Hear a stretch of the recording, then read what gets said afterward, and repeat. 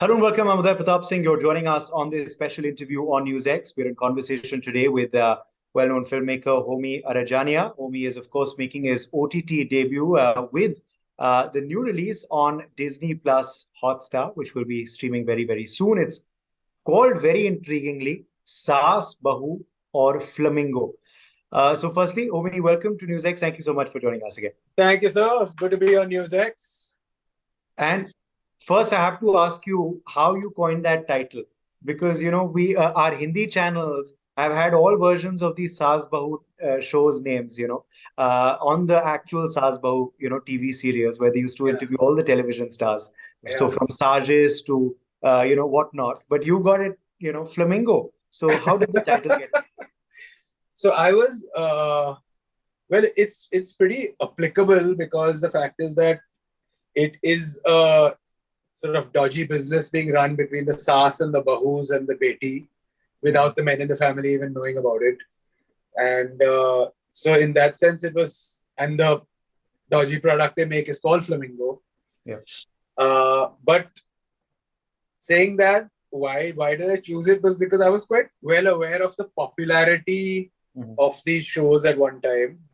I wasn't very well aware of what the content was, but I would hear about it and say, oh, it's always about these kitchen politics and mother-in-law and daughters-in-laws and that kind of thing. And so when this came about, I mean, I thought that was a great way to sort of be a little tongue-in-cheek and spin it on its head and make my little version of it. Yes, yes. And as you said, it is literally the Saas, the Bahus, and the Flamingo. There's no Devar, there's no No, Dama, there's literally there's a no men. Beti who's involved, who's the chemist. Yes, yes. But we'll find out more about that, of course, when we watch the show. But also, let's just start about how your connect with OTT happened. This is also your OTT debut, so that's It that's a is. first as well. Shit, How did this come I've not about? thought about that. Yeah, it is. It is. Suddenly, like this debut, line sounds good. Exactly. It's a first. So, when we talk about your OTT projects, which I'm sure there will be many more of in the future too, this will always be referred to as your first. So how did this happen? Did you wanted to enter this space for a while? How did this happen? How did this come in? No.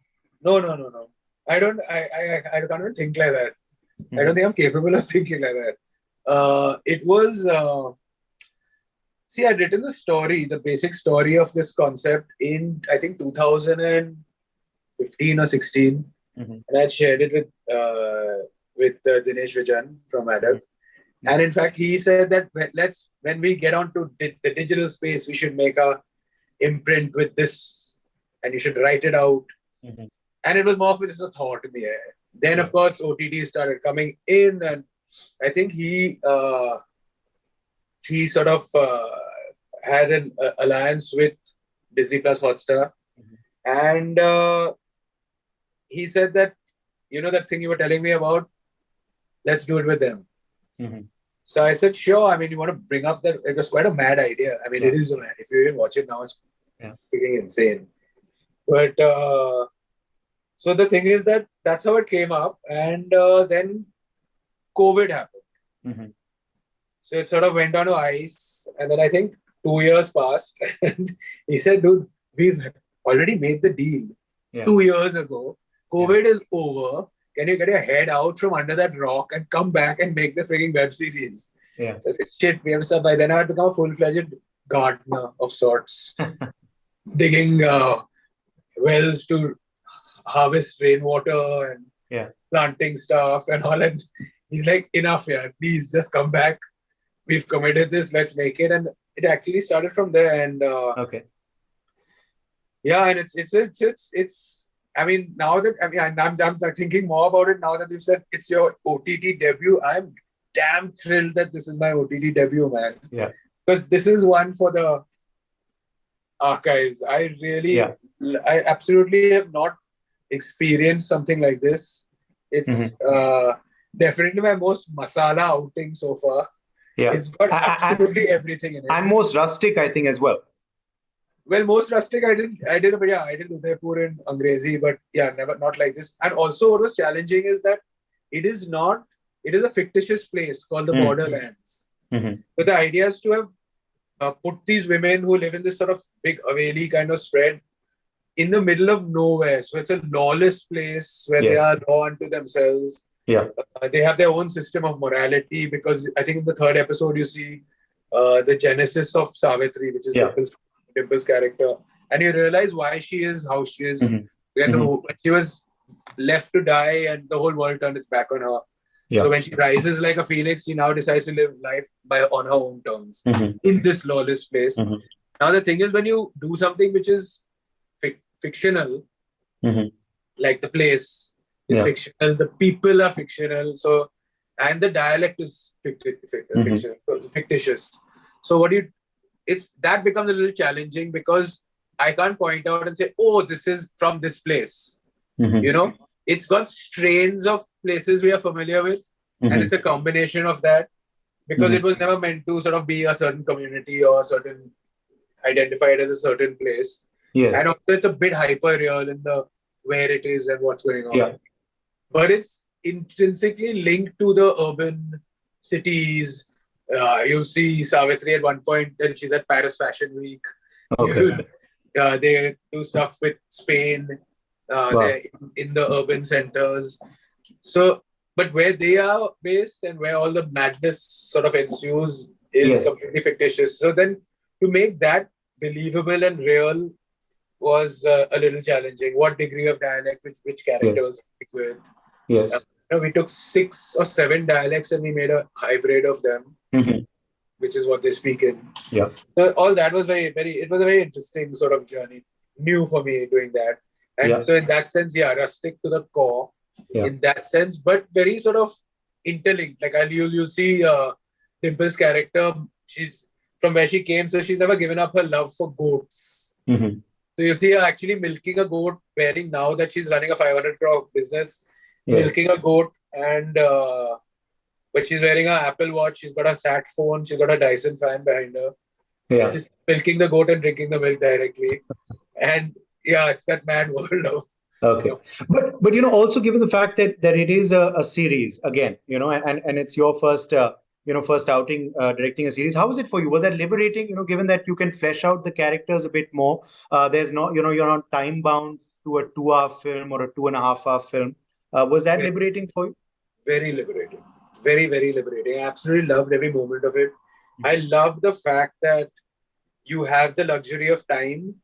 And you have the luxury of time not just because it's a longer format. You have the luxury of time because the audience consumes long format with a different sensibility. The audience has more patience on a long format. They are willing to really immerse under the skin of the character. So they watch it with a slightly different lens, I feel. And therefore you have the liberty of using the luxury of that time, of really fleshing out the characters in an extremely complex and layered manner. Like I just did a feature film just now for an OTT, where you don't get that luxury, I mean, because it's fixed. It's within 40 days you're shooting the whole thing. Here for 90 days you're shooting, where you're living together.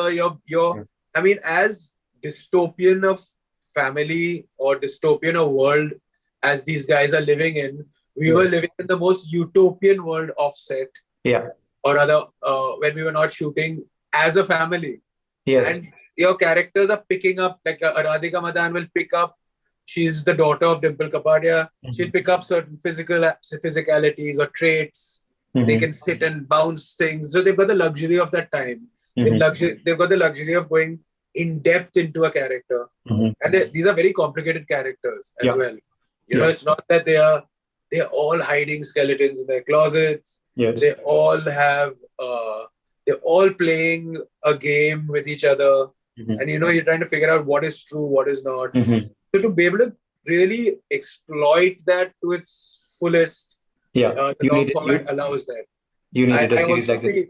I also feel that in terms of, I think it's very important that the consumer or the audience is told what the content is that they are watching, so that it doesn't offend anyone or it doesn't disturb anyone. So they need to be told, it needs to be regularized, where you're told, hey, you're watching this content, it contains this, your choice. But saying that, the freedom that you have on OTT, I really believe that it's a filmmaker's responsibility not to abuse that. Yeah. Where we shouldn't be chucking in stuff just for shock value. Yeah. We shouldn't be chucking in stuff if it's not pushing the narrative forward. If it's not, see, aesthetic is a relative term, but if it's not pushing the narrative forward, or if it's not helping the character, the audience understand a little more about the character, I don't think you should just be doing things for the hell of it, because then we are shooting ourselves in the foot. Then you'll expect that regulation and censorship. So I mean, I think it's a two-way street where we can meet in the middle and very positively sort of shake hands and move ahead in a very creative. No doubt. Well, OTT has been also giving very path-breaking content, and you said, of course, that it wasn't that you designed this specifically for the OTT, but it's just interesting that it's happened that way. Of course, it's allowed you to flesh out the characters, Homi, but it's also being appreciated. The first Russia is the trailer is being appreciated for really smashing patriarchy. And you're being appreciated for also striving for women-led content, because as you said, this is something which आंख बंद करके हम सोचते हैं कि there would have been this bad guy, typical in Rajasthan running this drug empire. We've seen it. Not Rajasthan. Okay. It's not Rajasthan. It's not Rajasthan. Okay. It's a place called Ran Pradesh. Okay. And this town is called Hastipur, and it's all fictitious. It's fictitious, yes. Yeah. But we've not seen this before, women doing it. So how do you react to this, the comments you're getting about, the fact that you're smashing patriarchy through this, and the fact that this could be very path-breaking for other, projects in this space too? Again, it's not something I've consciously decided I need to do and make a statement of. The thing is that I grew up in an environment which was extremely gender equal. I was absolutely naive to the fact that there was such disparate gender inequality that existed in the world at large till I was pretty much in college. And it was there was naivety in it, because I mean, if I was more aware, I would have known earlier. But I grew up with powerful women around me. I never saw, I couldn't understand why on earth, within the same species, you would discriminate against each other because of gender. And I figured out, okay, it's a power play that men have been doing for God knows how many centuries of existence. But I can't swallow that pill. I mean, I find it ridiculous. It just, I can't wrap my head around it. It doesn't make sense to me. Apart from really annoying the shit out of me. And I just feel that for me, because of the background from where I've come and the way I've been brought up and my conditioning and hardwiring in a certain way, is I very organically tell stories where the women are strong. Because that's how I see them. It's not that I'm trying to make a statement, or it's not that I'm trying to that's not the intent. It comes very naturally for me. It's very organic for me, and hence there you'll find characters who are women characters who are strong in, I would say, most of the stories I tell. But it's not out of some intentional thing of saying, hey, this is some crusade on. Absolutely not. It's just organic. Okay. How was the casting done? There are some people you worked with, of course, before in the project. There are some absolutely new talent who you're working with for the first time. How did the casting happen? And ye Homi or Dimple ka milan ho hi gaya aakhir. It was not anticipated, but it happened. No. Where's the choice? Where's the choice? I'm terrified of her, yaar. As soon as I'm making a project, she sniffs it out before I even thought about it. And she'll call me up, she'll give me the choicest abuses about why I've not cast her. I said, because I've not even written the first word of the concept. But no, jokes apart, I mean, I absolutely love collaborating with her. I have the privilege of her implicit trust. And I think when you get that from an actor, when there's absolutely not even an iota of doubt, then you can do magic. And that's why she fearlessly will push the envelope to boundaries we both don't know we can achieve. So it's always a joy in that sense. She's a very good friend of mine, and I feel, and we still, she will retain that professionalism that on set the director-actor relationship will never be blurred by our friendship. Yeah. So, I mean, earlier it used to be like a bit of a long-standing joke, and we'd be like, we can't keep repeating this, or it's a coincidence that she's in this. But now I feel I've come to the point where if I do a project without Dimple Kapadia, I think it'll be incomplete. Okay. And for me, it's the experience, not the result. Yeah. So for me, whenever I'm on a project, it's very important for me to be having to create a very solid, beautiful memory, which is full of love, full of laughter, full of good energy. And because the film, the sort of what happens to the film is its own destiny. Yes. You've put in your effort, you've done your stuff, True. but I will only remember the making of it. True. And that needs to be a beautiful memory. And True. Dimple is one of the people who really adds to it becoming a beautiful memory. Yeah. In terms of the other casting, there was Casting Bay, Anmol, who was, I think he auditioned the entire industry. Mm-hmm. I mean, I think anyone and everyone, if I'm to say, hey, I auditioned for that. Yeah. So there was a very sort of rigorous auditioning process. And finally, when I saw Angira and I saw Isha, Radhika I had worked with before, so I had already discussed it with her on Angrezi medium. Mm-hmm. Though her character changed a lot along the way. Yeah. With the other two Bahus and the two sons and adopted son, we went through a lot of auditions. Mm-hmm. But as soon as I see an audition, if it's the correct audition, within 5 minutes, I know this is the actor. Okay. I know. I don't even continue seeing it. I don't even watch the audition for the performance of the scene. Yeah. I watch it in a very different way, and I just know in my gut, this is the person. And then I need to meet that person for about 10 minutes. And that 10-minute meeting makes me decide whether I'm going to move ahead or not. Once I meet a person in person, energy I can suss out, I know that this guy or this woman will be my character. Okay. So, as you said, it was a memorable experience, of course, shooting it. Let's certainly hope that the audience will also have a memorable experience watching it now. Thank you so much. Thank you for joining us, Homi Adajania, and all the very best for Saas, Bahu, or Flamingo. Thank you, sir. You have a great day. For more such videos, subscribe to the NewsX YouTube channel, hit the bell icon.